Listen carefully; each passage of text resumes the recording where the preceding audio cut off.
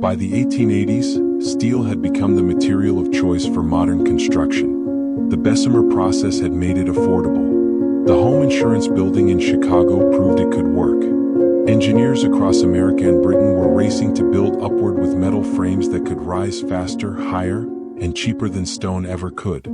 Yet during this same period, governments on both sides of the Atlantic continued commissioning institutional buildings in stone. Courthouses, libraries, post offices, prisons, structures that required years of quarrying, cutting, and fitting, when steel could have reduced construction time and cost by half. In Philadelphia, the new City Hall broke ground in 1871. It would take 30 years to complete. The building used granite and marble throughout, with walls up to 22 feet thick at the base. Steel framing existed by then. The technique was proven, but the city chose stone. In London, the Royal Courts of Justice opened in 1882 after 11 years of construction. Portland stone, intricate Gothic Revival detailing, hand-cut facades. Steel could have simplified the load-bearing structure. It wasn't used. This isn't a story about technology moving slowly. Steel adoption happened fast in commercial buildings. What makes institutional architecture different is the deliberate choice, made repeatedly across regions at considerable expense, to build as if steel didn't exist. This is an investigative documentary. The observations presented here are based on publicly available architectural records, construction timelines, and material costs from the period. No conclusions are drawn.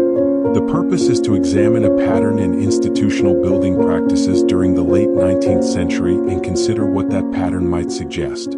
The cost difference was significant. By the 1880s, steel framing could reduce material costs by 30 to 40% compared to load-bearing stone. It also cut construction time. Faster builds meant lower labor costs and earlier occupancy. For governments managing public funds, this should have mattered. But the institutional preference for stone persisted. Take the Allegheny County Courthouse in Pittsburgh. Construction began in 1884. The building used Milford granite and required dedicated rail lines to transport stone from Massachusetts. The project took 4 years and cost over $2 million. Roughly equivalent to $70 million today. Steel would have been faster and cheaper. Boston's Public Library, completed in 1895, followed the same pattern. Granite and limestone exterior, marble interiors. 9 years of construction. Steel framing was common in Boston by then. The city had steel-framed office buildings, but the library was built in stone. Across the Atlantic, civic buildings in Manchester, Birmingham, and Leeds showed similar choices. Town halls, museums, courts, all stone, all requiring years of construction, all completed during a period when steel was transforming the urban skyline. The timing raises questions. This wasn't about tradition alone.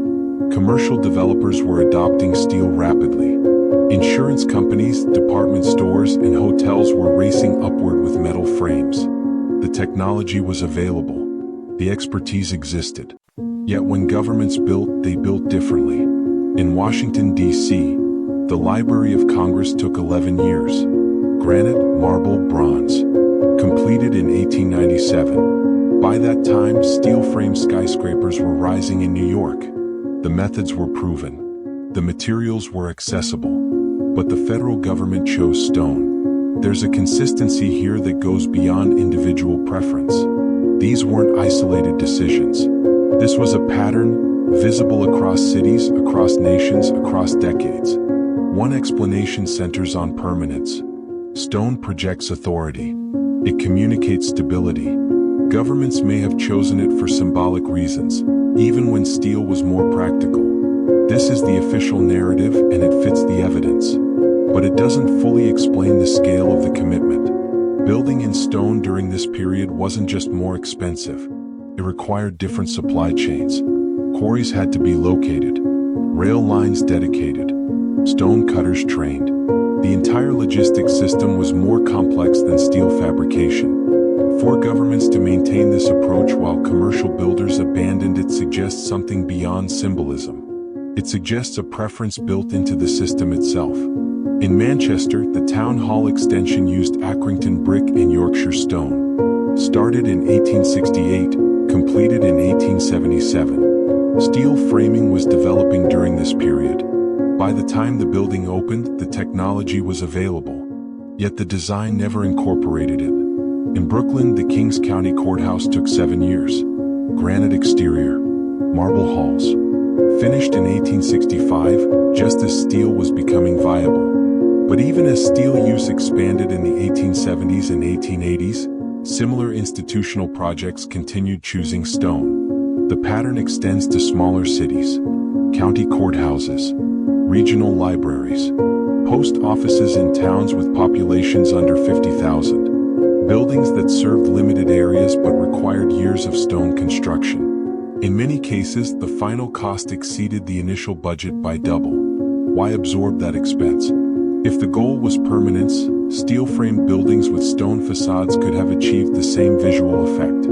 If the goal was speed, steel was the obvious choice. If the goal was cost efficiency, again, steel. Yet the choice remains stone. There's another detail that compounds the question. Many of these buildings weren't just built in stone. They were over-engineered. Foundations went deeper than structural calculations required. Walls were thicker than necessary. Roof systems incorporated redundancies that served no clear function. This isn't speculation. Structural surveys from the period document load-bearing capacity far beyond what the buildings needed. In some cases, the safety margins were 3 or 4 times the standard requirements. That suggests these buildings were designed not just for their immediate use, but for something undefined. The official explanation points to Victorian-era building codes and conservative engineering practices. Safety margins were wider then. Architects erred on the side of caution. That's reasonable, but it doesn't explain the consistency, or the timing, or why institutional buildings followed different rules than commercial ones. What it does explain is how a system might operate if it were designed with a different set of assumptions we no longer share. The pattern becomes more visible when you map it.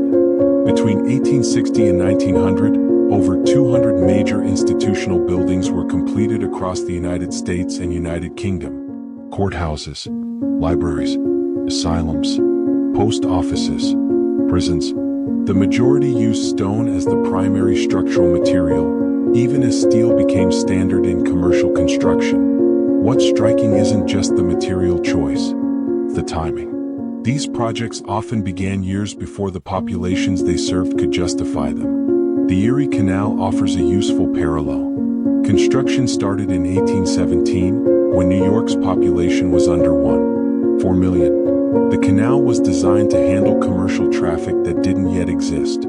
By the time it opened in 1825, the infrastructure was already equipped for the shipping volume that wouldn't materialize for another decade. This wasn't poor planning. The canal succeeded, but it succeeded because the infrastructure preceded the demand. Institutional stone buildings followed a similar logic. In 1885, the Minnesota state capitol began construction in St. Paul. The population was around 40,000. The new Capitol building included 142 rooms, marble staircases, and a dome that required specialized stone cutting. The project took 17 years. By completion, the population had doubled, but the building had been designed for the larger number from the start. You see this again in smaller cities. Courthouses built for counties with populations under 20,000, designed with courtroom capacity for twice that. Libraries in towns of 15,000 with reading rooms sized for 40,000. The buildings weren't scaled to current need. They were scaled to future projections. Except the projections often felt premature. In Pennsylvania, the Lackawanna County Courthouse was completed in 1884. Scranton's population was around 45,000. The building could accommodate administrative functions for a city of 100,000. That population threshold wasn't reached until the early 1900s. The courthouse was built 20 years ahead of demand. This might suggest optimism. Cities expected growth. Governments built accordingly. That explanation works until you examine the consistency of the overscaling. It wasn't just occasional. It was systematic. Across the Atlantic, the same pattern appears. In Leeds, the town hall was completed in 1858. The city's population was approximately 170,000. The building's civic capacity was designed for over 300,000. Leeds eventually grew into that scale, but not for another 30 years. In Liverpool, St. George's Hall opened in 1854. The concert hall seated 1,500. The Great Hall could hold 4,000. Liverpool's population was around 400,000 at the time, but the venue was sized for a city twice that size. The infrastructure anticipated growth that hadn't happened yet. Railway stations show the same tendency. Grand Central Depot in New York, opened in 1871, was replaced by Grand Central Terminal in 1913, not because the original was poorly designed, but because it had been built with capacity assumptions that didn't account for exponential growth. The replacement was larger, but the original had already been over-engineered for its era. London Street Pancras Station, completed in 1868, could handle far more rail traffic than the Midland Railway required at the time. The train shed was the largest single-span roof in the world. The station hotel had 300 rooms. The infrastructure assumed a volume of passengers and freight that wouldn't exist for another decade. These weren't mistakes. The buildings functioned. But they functioned as if the designers had access to future population data. There's another layer. Many of these institutional buildings shared architectural similarities that weren't explained by proximity or regional style. Courthouses in Texas and Pennsylvania used nearly identical floor plans. Libraries in Massachusetts and Ohio followed the same interior layout. Prisons in New York and Illinois incorporated the same radial designs.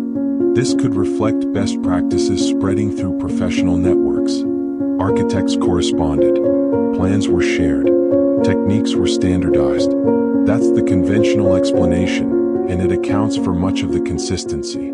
But it doesn't fully explain the speed of adoption. Ideas typically spread slowly. Regional variations emerge. Yet during this period, institutional architecture aligned rapidly across vast distances, often before the transportation and communication networks existed to facilitate that kind of coordination. In 1876, the Philadelphia Centennial Exhibition showcased dozens of new building designs. Within 5 years, similar designs appeared in courthouses and libraries across the country. The diffusion was fast, faster than typical pattern adoption would predict. Prisons illustrate this particularly well. The radial prison design, perfected at Eastern State Penitentiary in Philadelphia in 1829, became the global standard within 2 decades. Pentonville Prison in London, opened in 1842, used the same radial structure. So did facilities in Belgium, France, and Germany. The design spread across continents before international architectural conferences were common. The explanation usually given is that the radial design was functionally superior. It was. But functional superiority doesn't typically produce worldwide adoption that quickly. Institutions resist change. Regional preferences persist. Yet in this case, a specific architectural model became universal within a generation. The administrative systems embedded in these buildings show similar alignment.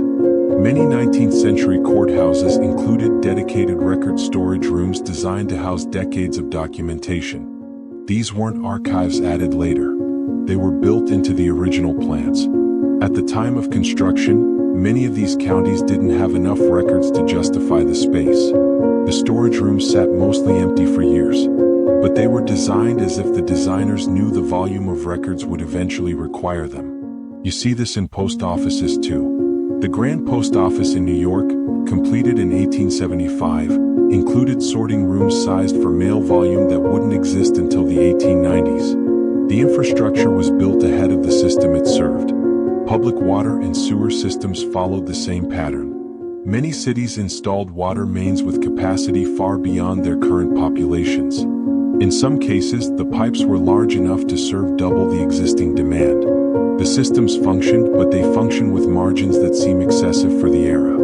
Boston's Cochituate Aqueduct, completed in 1848, could supply water to a population twice the city's size at the time. By the 1860s, Boston had grown into that capacity, but the initial design had assumed that growth before it happened.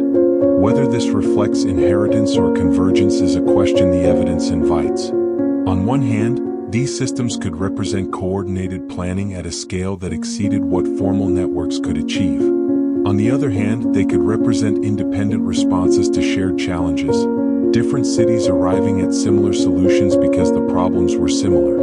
Both explanations fit parts of the pattern. Neither explains all of it. What remains is the infrastructure itself. Stone buildings that took decades to complete. Transportation networks built before the traffic existed. Administrative systems designed for populations that hadn't arrived. All of it constructed during a period when efficiency and cost reduction were reshaping every other sector. Except this one. The institutional sector continued building as if time and cost didn't matter. As if the priority was something other than immediate function. As if the designs answered to criteria we no longer apply. And that brings us back to Tartaria. The term Tartaria originally referred to a vague geographic region in European maps, a vast, poorly documented area across Central Asia. Cartographers used it as a placeholder for territories they hadn't explored. By the 19th century, the label had faded from official use. In recent years, the term has been reinterpreted. Online communities use Tartaria not as a literal empire, but as shorthand for a set of observations about 19th century infrastructure. The architectural consistency, the over-engineering, the institutional buildings that feel mismatched to their era. The name itself doesn't matter. What matters is the pattern it describes. There are three ways to interpret what we've examined. The first is conventional history. Victorian-era governments valued permanence and projecting authority. Stone was symbolic. Over-engineering reflected conservative safety margins. Architectural similarity spread through professional networks. Population growth was anticipated correctly more often than we assume. The infrastructure worked because planners were competent. This explanation is supported by extensive documentation. It aligns with how institutions describe their own history. It doesn't require rethinking established timelines. The second interpretation suggests inherited systems. The buildings, the layouts, the administrative structures. These might reflect designs passed down from an earlier organizational framework. Not a lost civilization, but a previous phase of institutional development that left templates still in use. The stone construction, the overcapacity, the rapid diffusion of designs could indicate that 19th century builders were working from existing models rather than inventing from scratch. This doesn't require erased history. It suggests continuity that's less visible in the written record than in the physical infrastructure. The third interpretation is metaphorical. Tartaria becomes a lens for examining how systems operate when their origins become unclear. The buildings exist. The over-engineering is documented. The timeline compression is real. Calling it Tartaria isn't about claiming a hidden empire. It's about acknowledging that the infrastructure feels designed for assumptions we no longer share. All three interpretations coexist in the evidence. The stone institutions aren't proof of anything. They're invitations to look closer, to ask why governments built the way they did, to notice the timing, to consider what the consistency across regions might suggest. In 1816, the year after the eruption of Mount Tambora caused global climate disruption, institutional building accelerated. Within 2 decades, the pattern we've discussed was fully visible. Stone civic buildings, overscaled infrastructure, administrative systems appearing simultaneously across disconnected regions. Whether that acceleration reflects recovery from disruption or the implementation of new frameworks is a question the records don't conclusively answer. Both narratives fit the timeline. What's certain is that by the 1880s, when steel had become cheaper and faster, the institutional sector continued building in stone. That choice wasn't accidental. It was deliberate, repeated, and expensive. The buildings still stand. You can visit them. Walk through courthouses with walls 20 feet thick. Stand in libraries designed for populations twice the size of the cities they served. Examine prison layouts that became global standards within years of their first implementation. The infrastructure doesn't lie. It just doesn't explain itself. Tartaria in this context isn't a claim. It's a placeholder for the unresolved questions the infrastructure raises. Why stone when steel was cheaper? Why overcapacity when budgets were tight? Why such rapid architectural alignment across vast distances? The answers might be mundane. Governments make conservative choices. Architects copied successful designs. Population projections were surprisingly accurate. Or the answers might point to something less visible in the written record. Systems operating with priorities we no longer recognize, infrastructure built according to logics we've since replaced. The evidence invites examination. The buildings remain. The timelines are documented. The pattern is visible. What that pattern means depends on which framework you apply. Conventional history provides one answer. Inherited systems provide another. Metaphorical interpretation provides a third. None of them are complete. The stone institutions stand as markers of something, whether that's Victorian ambition, inherited design templates, or simply questions we haven't fully asked. The infrastructure is real. The timing is documented. The rest is interpretation. And interpretation is where the conversation begins.